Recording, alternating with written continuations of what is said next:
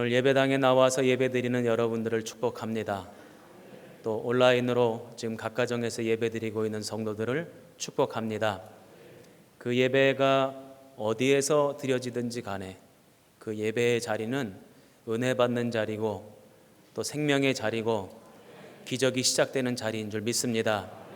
예배를 통하여서 우리 성도들이 참으로 능력 되시는 하나님을 경험하기를 주님의 이름으로 축원합니다. 우리가 예배를 드리는 것은 믿음이 있기 때문에 예배를 드려요. 그런데 그렇게 예배를 드리고 나면 그 예배 때문에 우리의 믿음이 더욱더 견고해집니다. 이게 무슨 뜻이냐면 예배와 믿음은 상호 의존적이고 영향력을 미친다는 것입니다. 그래서 믿음이 있어서 예배를 드리고 예배를 드림으로 믿음이 자라고 이렇게 선순환이 되는 거죠. 그런데 이 선순환의 과정을 밟아가야 될 성도들이 때로는 예배를 소홀하게 여길 때가 있어요. 믿음이 시들해질 때가 있죠.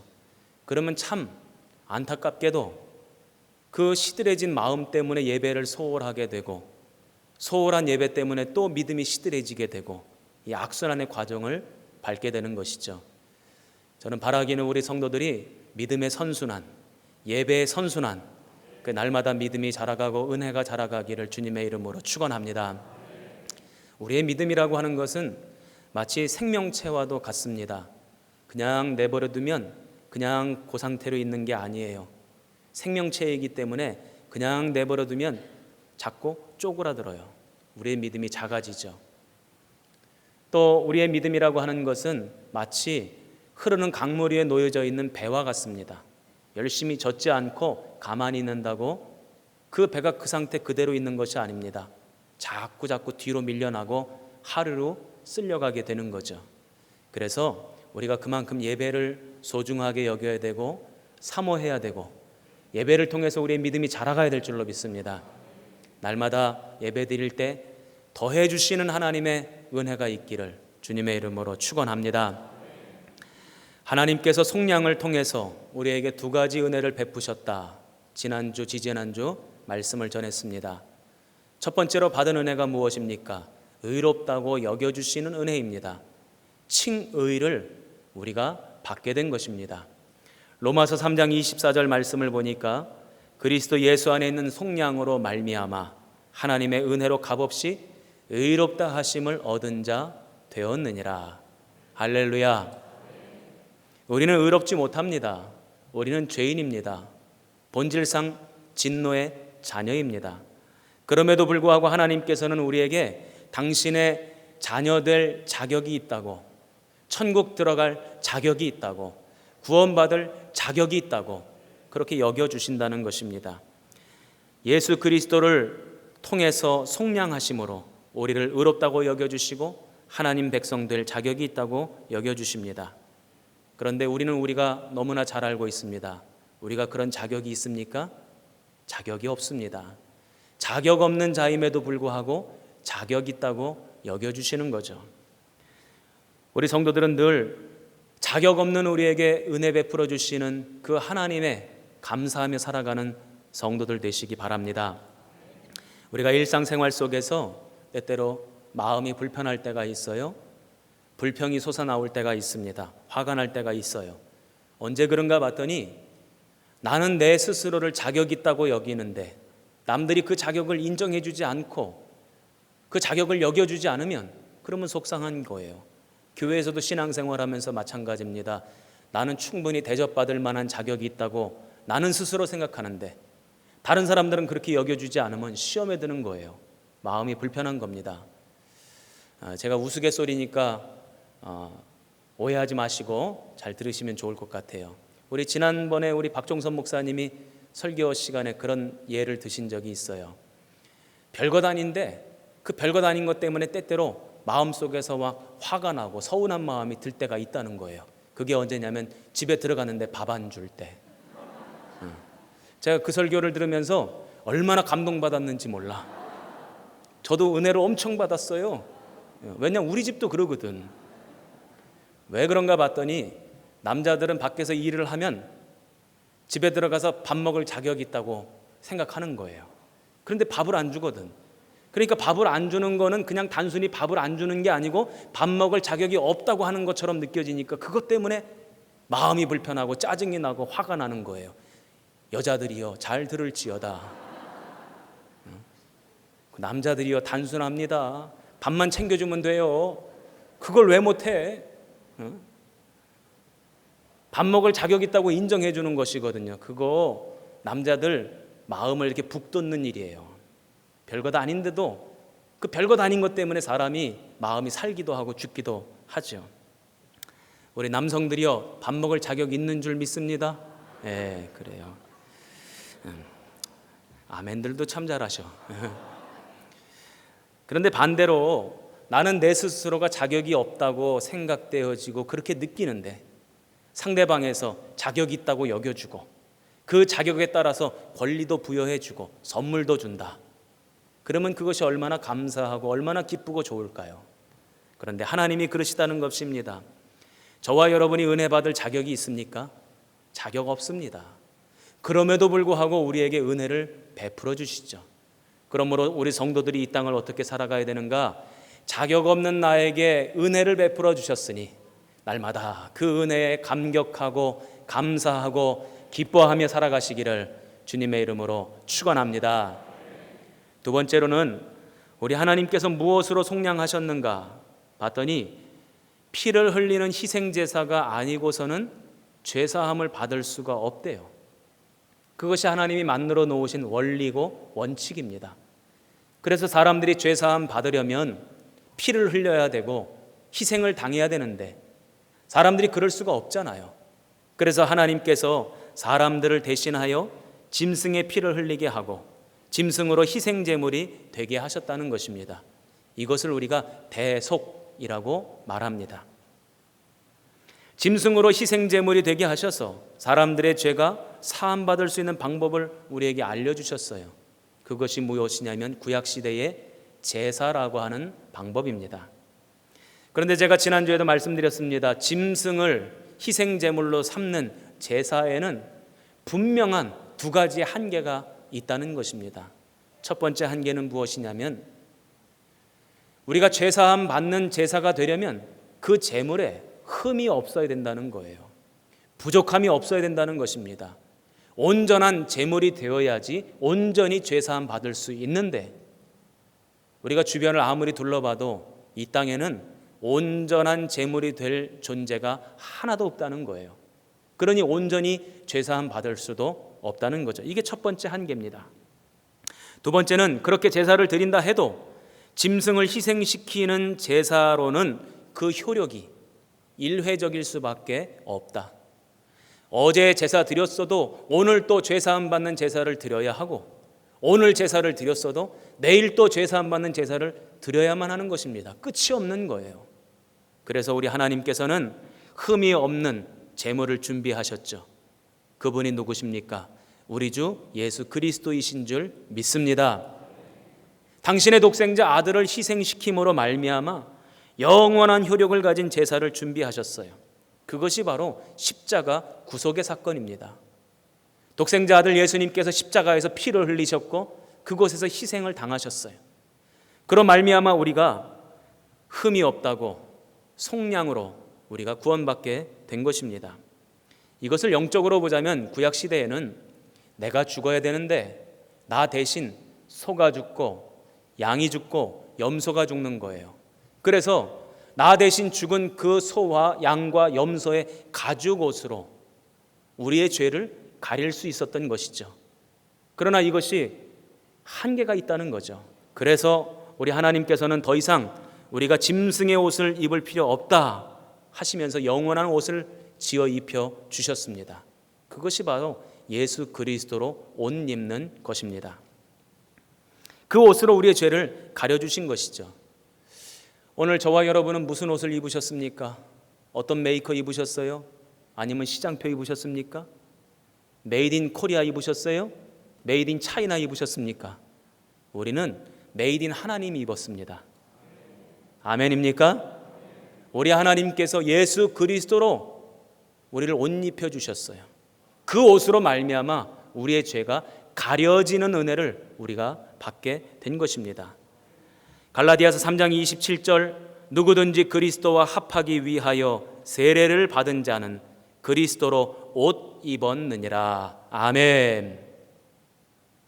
사람들이 어디 밖에 나가려고 하면 옷장을 열고 고민을 합니다. 무슨 옷을 입을까?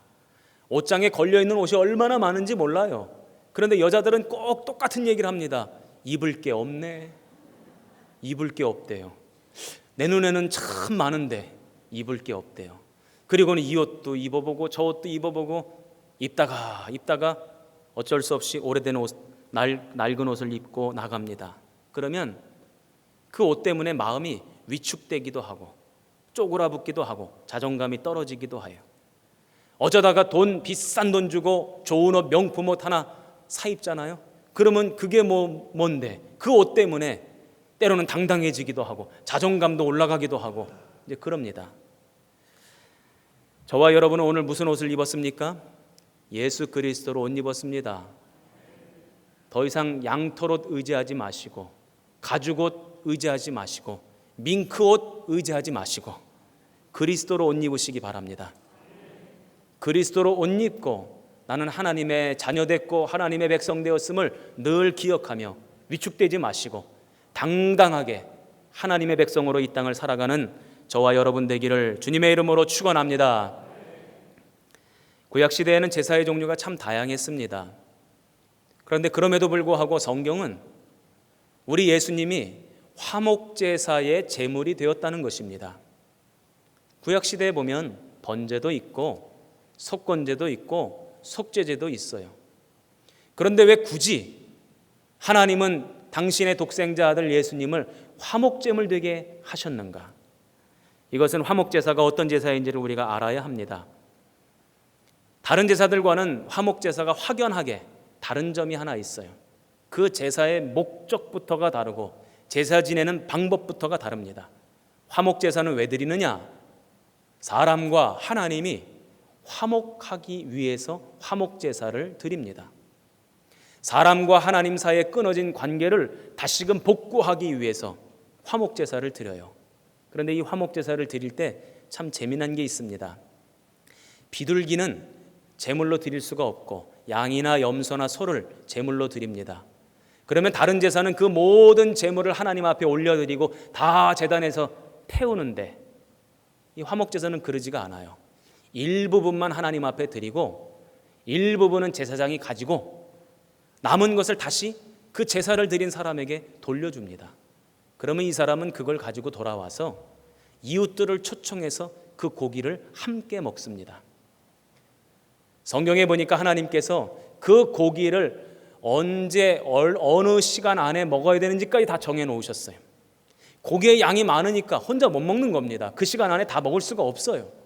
그래서 주변 이웃들을 초청해서 함께 먹는 것입니다. 이 화목제사의 목적은 하나님과 화목해지고 더 나아가 내 주변 사람들과 화목해지는 거예요.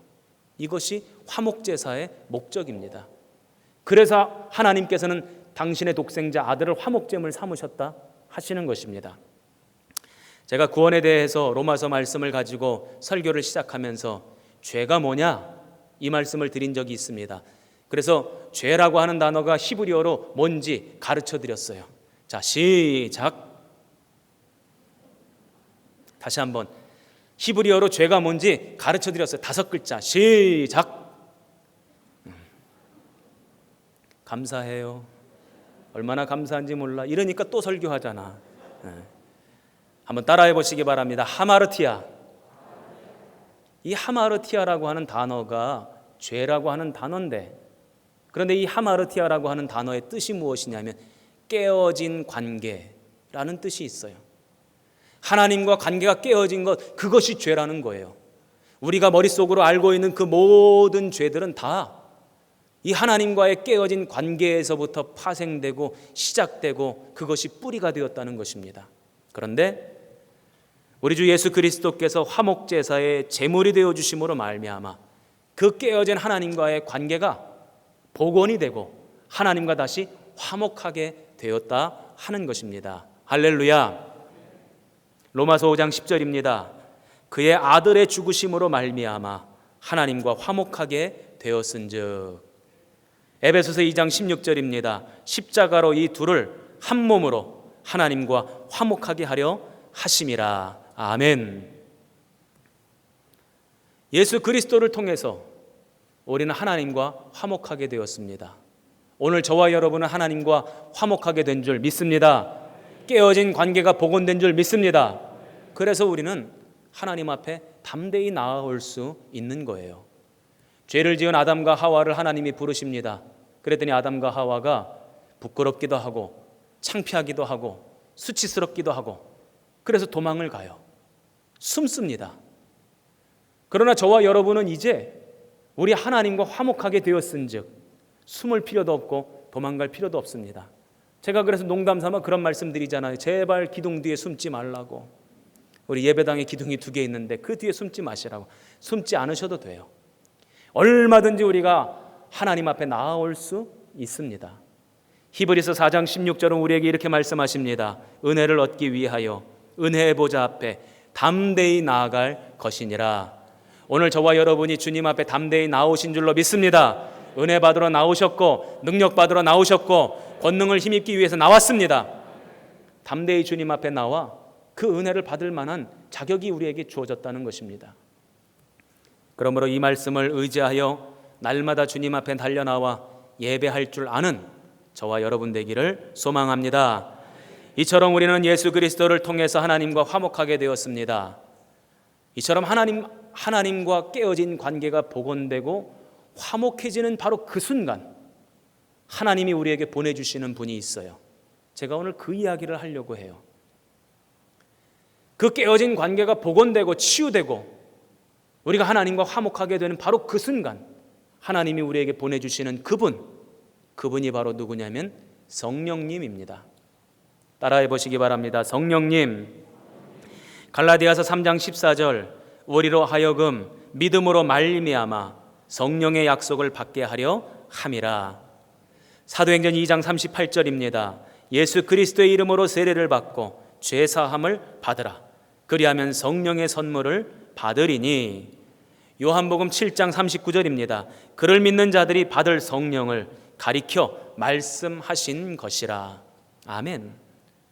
우리가 예수를 믿으면 그 믿음 때문에 은혜를 받고 하나님과 화목하게 되는데, 그러면 우리 주님께서 성령님을 보내주신다는 거예요. 하나님의 영이 우리 가운데 임재하시고 내주하시고 우리와 동행하신다는 겁니다. 여러분 믿으십니까? 아이고 목사님, 저는요 예수님도 믿고 구원의 확신도 드는데 그런데 성령님이 내 속에 계신지 안 계신지 잘 모르겠어요. 이렇게 말씀하시는 분들이 있어요. 그런데 이것은 우리들의 선입견 때문에 그렇습니다. 성령이 임재하면 뭔가 엄청난 일이 벌어져야만 돼. 그런데 내 인생을 보면 엄청난 일이 벌어지지 않거든요. 그러니까 성령님 안 오신 것 같은 그런 느낌을 우리가 받는 거예요. 막 귀신도 떠나가고 병도 고침받고 문제도 해결받고 막 방언도 튀어나오고 예언도 하고 환상도 보고 막 이래야 되는데 아무 일도 안 일어나니까 나 성령 받은 거 맞아? 이렇게 우리가 착각을 합니다. 그러나 성경에 보면 성령이 임재하실 때 불과 같이 역사하실 때도 있지만 이슬비와 같이 조용히 내리실 때도 있다는 거예요. 내 속에 성령님이 임재하신 것인지 아닌지 우리가 정확하게 확인할 수 있는 한 가지 방법이 있어요. 제가 여러분에게 질문할 테니까 여러분이 믿음으로 대답해 보십시오. 여러분들은 우리 주 예수 그리스도를 믿으십니까? 예수님께서 구세주이신 것을 믿으십니까? 그러면 우리 성경을 같이 한번 읽어봐요. 고린도전서 12장 3절입니다. 시작. 성령으로 아니하고서는 누구든지 예수를 주시라 할 수 없느니라. 아멘. 우리가 예수님을 주님이라고 고백했다면 이미 내 속에 누가 들어와 계시다고요? 성령님이 들어와 계시다는 거예요. 단지 그 성령님이 충만하게 역사를 하시는지 아닌지의 차이일 뿐이지 성령님은 우리 속에 계신 겁니다. 그렇다면 우리에게 오신 성령님은 우리 안에서 어떤 역사를 행하실까요? 성경에 보면 성령의 역사를 참 많이 설명하고 있어요. 그 내용을 다 다룰 수도 없습니다. 저는 신학교 다닐 때 성령신학이라고 하는 과목을 한 학기 배웠는데 그 한 학기 동안 성령님은 어떤 분인가, 어떤 역사를 행하시는가 한 학기 배웠으니 그것 가지고 제가 오늘 다 설교할 수는 없잖아요. 오늘은 딱 한 가지만 말씀드리려고 해요. 우리 가운데 임재하신 성령님이 어떤 능력을 가지고 일하시는가 봤더니 우리를 성화시키시는 능력이 그분에게 있어요. 한번 따라해 보시기 바랍니다. 성화시키시는 능력, 우리를 거룩하게 변화시켜 가시는 능력이 그분에게 있어요. 그리스도의 충만한 분량까지 우리를 자라가게 하시는 능력이 그분에게 있어요. 그래서 그분이 우리 속에 임재하셔서 어제도 그 일을 행하셨고 오늘도 그 일을 행하고 계시고 내일도 그 일을 행하실 줄로 믿습니다. 우리는 구원이라고 생각하면 좀 단편적으로 구원을 바라볼 때가 있습니다. 예수 믿고 구원 받는 거, 천국 가는 거, 단지 그것만 구원이라고 생각을 합니다. 그러나 성경에서 말하는 구원이라고 하는 것은요, 그 내용이 방대합니다. 저는 가끔 우리 전도사님들, 부목사님들 또 신방대원들과 같이 신방 갔다가 돌아올 때쯤 끼니 때가 되면 가끔 저는 그렇게 얘기해요. 햄버거 먹을래? 저도 이제 가끔 햄버거 먹고 싶을 때가 있어요. 좋다고. 그러면 이제 햄버거를 먹으러 햄버거 집에 갑니다. 햄버거 하나 사 먹으러 갔는데 주문하려고 이렇게 서서 주변을 두리번 하는데 저쪽에서 어떤 사람이 감자튀김을 먹고 있네.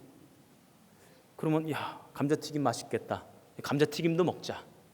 또 이쪽을 보면 또 콜라를 마시고 있네.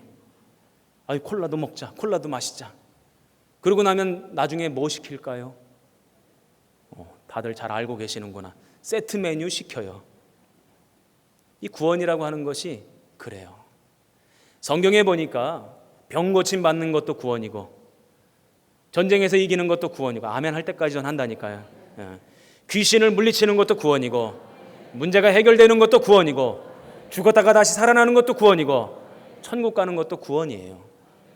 이 구원이라고 하는 내용이 방대합니다.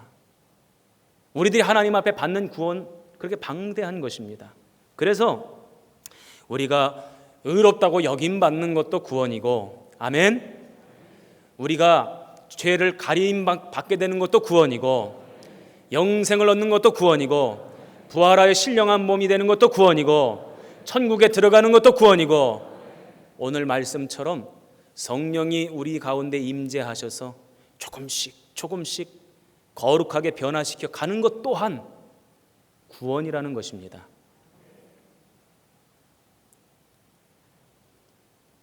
그래서 2000년 기독교 역사 속에서 수없이 많은 신학자들이 구원에 대해서 이렇게 정의를 합니다. 구원은 순간적이면서도 계속적이다. 참 어려운 말인데요. 구원은 순간적이다. 이것만 얘기하는 이단이 있어요. 그 이단이 뭐냐면 구원파입니다.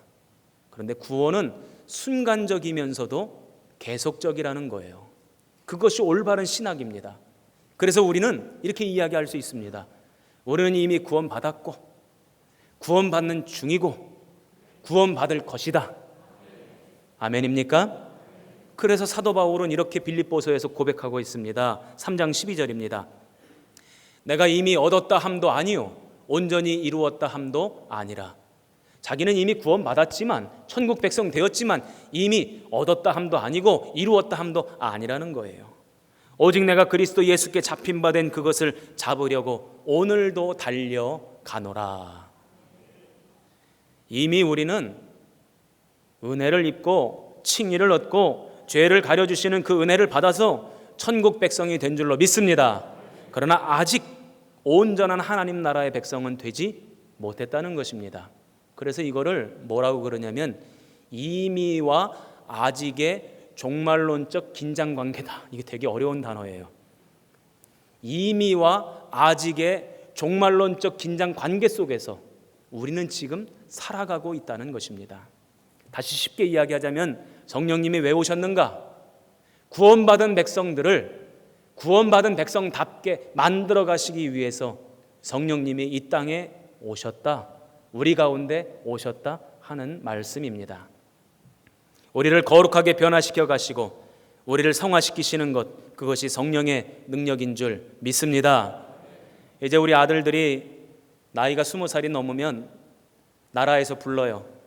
나라 지키라고, 부모 자식 형제들 지키라고 이렇게 불러요. 그럼 우리 젊은이들이 군대에 갑니다. 훈련소에 들어가면 제일 먼저 하는 일이 뭔지 아세요? 사회에서 입고 온 옷 싹 다 벗겨요. 빤스까지 다 벗겨요. 그리고는 그거를 종이 상자에다 다 차곡차곡 담게 합니다.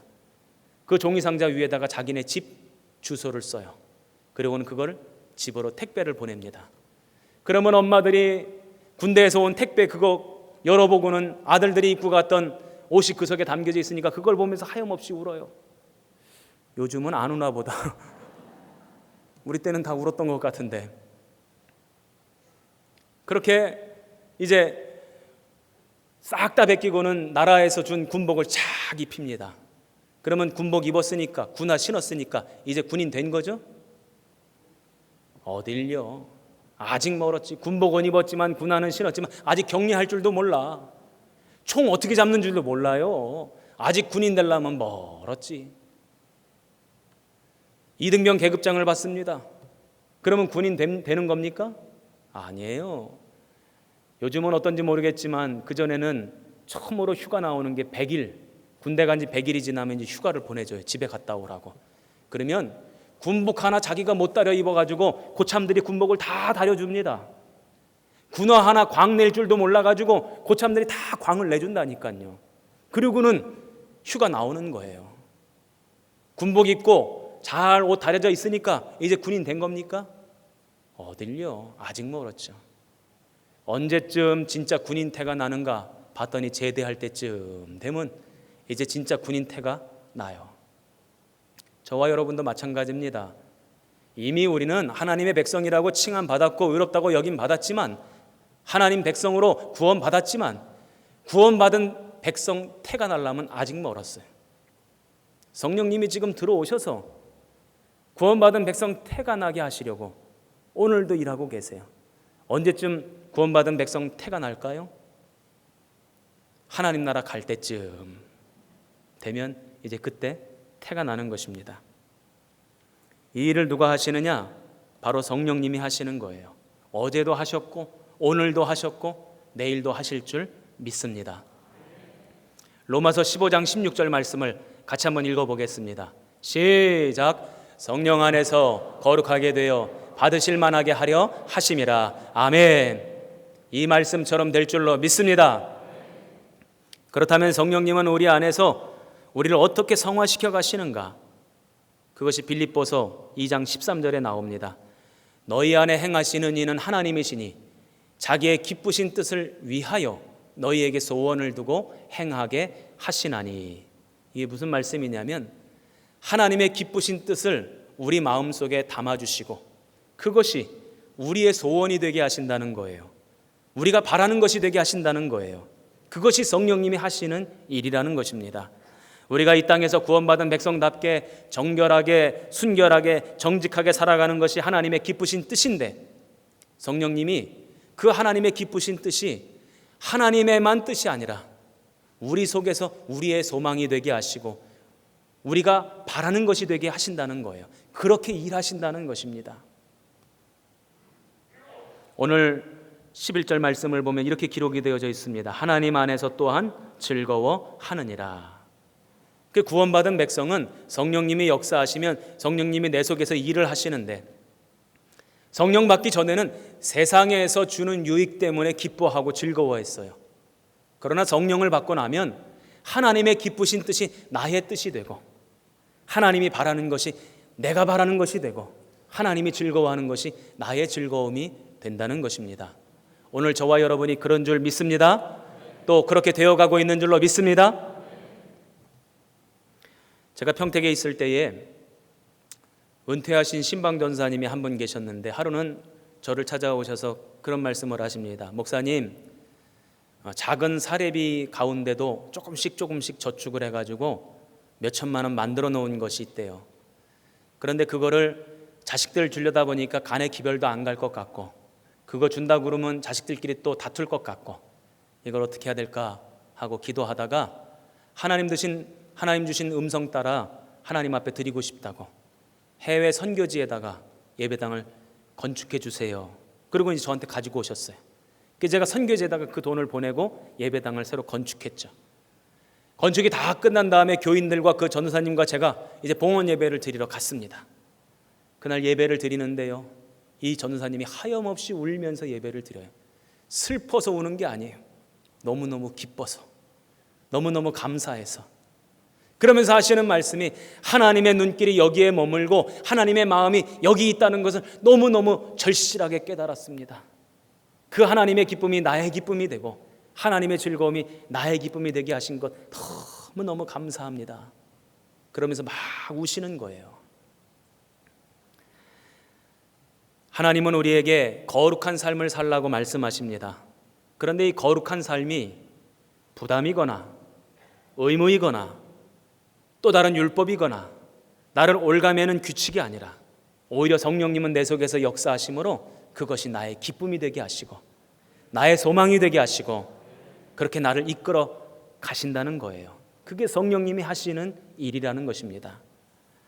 하나님은 구원받은 우리들에게 성령을 보내주십니다. 그래서 진짜 구원받은 백성이 되게 하십니다. 그래서 진짜 하늘나라에서 하나님의 영광을 바라는 반짝반짝 빛나는 보석이 되게 하시는 거예요. 제가 카자흐스탄 알마티라고 하는 곳에 가서 어떤 한 호텔에 묵게 되었는데, 카자흐스탄 호텔이에요. 호텔 이름이. 그런데 그 지역에서 참 오래된 구소련 시절에 세워진 건물입니다. 그러니까 얼마나 노후되고 얼마나 낡았어요. 거기 안에 보니까 가구들도 다 낡았어요. 저는 거기 가서 참 이상하게 여겨졌던 것 가운데 하나가, 구소련이면 하늘에 우주선까지, 우주에다 우주선까지 쏘아 보내는 나라 아닙니까? 얼마나 과학기술이 발전한 나라입니까? 근데 엘리베이터를 타려고 봤더니 엘리베이터가 단차가 안 맞아가지고 한 계단 올라가야 되더라고. 뭔 말인지 잘 못 알아들으시는구나. 아니, 엘리베이터 그 단차 하나도 못 맞추더라고요. 참 어이가 없더라고. 그런데 그 호텔 로비 중앙에 저 천정에 아주 커다란 샹들리에가 하나 달려 있어요. 수천 개의 유리보석이 거기에 매달려 있는데 반짝반짝 너무너무 예쁜 거예요. 제가 거기에 마음을 홀딱 뺏겨가지고 그래가지고 한참을 넋을 놓고 바라보면서, 야, 너무너무 예쁘다. 그 반짝이는 보석이 너무 예쁜 거예요. 그런데 순간 제가 깨달았어요. 그 보석에서 빛이 나오는 게 아니었어요. 그 샹들리에 중앙에 전구가 몇 개 있었고 빛은 그 전구에서 나와요. 그런데 그 빛이 그 보석을 투과하고 굴절되고 반사되고 산란되니 그 보석으로부터 반짝반짝 아름다운 빛이 흘러나오는 것입니다. 제가 그때 깨달았어요. 아, 참 빛은 우리 주님이시구나. 참 영광은 우리 주님에게만 있구나. 그러나 성령님께서 우리를 어떻게 만들어 가시는가 봤더니 그 주님에게로 나오는 참빛, 주님에게서부터 나오는 참된 영광이 우리로 하여금 반사되기도 하고 굴절되기도 하고 산란되기도 하고 반짝반짝 빛나게 만드시는 분이 우리 성령님이시구나. 할렐루야. 그 일을 지금 성령님이 하고 계시다는 것입니다. 어제도 하셨고 오늘도 하셨고 내일도 하실 것입니다. 그러므로 저와 여러분의 주권을 우리 주님 앞에 맡겨드리시기 바라요. 그러면 주님이 우리를 인도하시고 조명하시고 이끌어 주심으로 우리를 반짝반짝 빛나는 보석 만들어 주실 줄 믿습니다. 자, 우리 가슴에 손을 얹어 보세요. 이렇게 고백해 봅시다. 성령 안에서 우리는 보석입니다. 자, 시작. 아멘. 반짝반짝 빛나는 보석들 다 되시기를 주님의 이름으로 축원합니다.